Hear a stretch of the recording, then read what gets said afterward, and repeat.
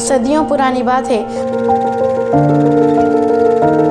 مکے میں رہنے والی ایک ماں کی آرزو تھی کہ اس کا بیٹا علم کے آسمان پر سورج بن کر چمکے۔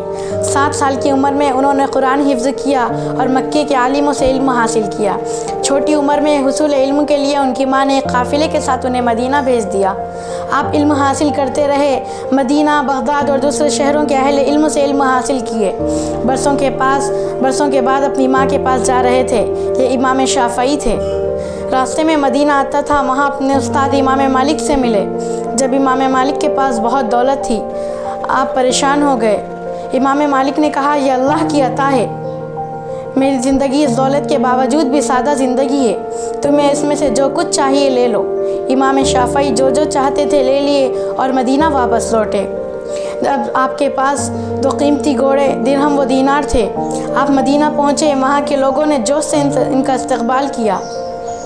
انہیں بہت خوشی تھی کہ ان کے شہر کا آدمی علم کے اونچے مقام پر پہنچا ہے، مگر دیکھا کہ ایک چہرہ غمزدہ ہے جو ان کی ماں ہے۔ امام شافعی حیران ہو گئے اور گھر جا کر اپنی ماں سے پریشانی کی وجہ پوچھی تو ان کی ماں نے کہا، بیٹا، میں نے تجھے دولت حاصل کرنے کے لیے اپنے سے دور نہیں بھیجی تھی، میں نے تو یہ قربانی اس لیے دی تھی کہ تم علم کی دولت سے مالا مال ہو جاؤ۔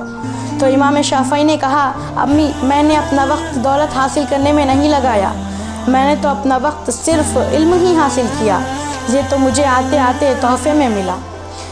ان کی امی نے کہا، بیٹا، علم کے راستے میں دولت ایسے ہی ہے جیسے سورج کے راستے میں بادل۔ یہ بات امام شافعی کو سمجھ میں آ گئی۔ وہ گھر سے باہر نکلے، سب کچھ تھا غریبوں اور ضرورت مندوں میں تقسیم کیے، خالی ہاتھ واپس لوٹے۔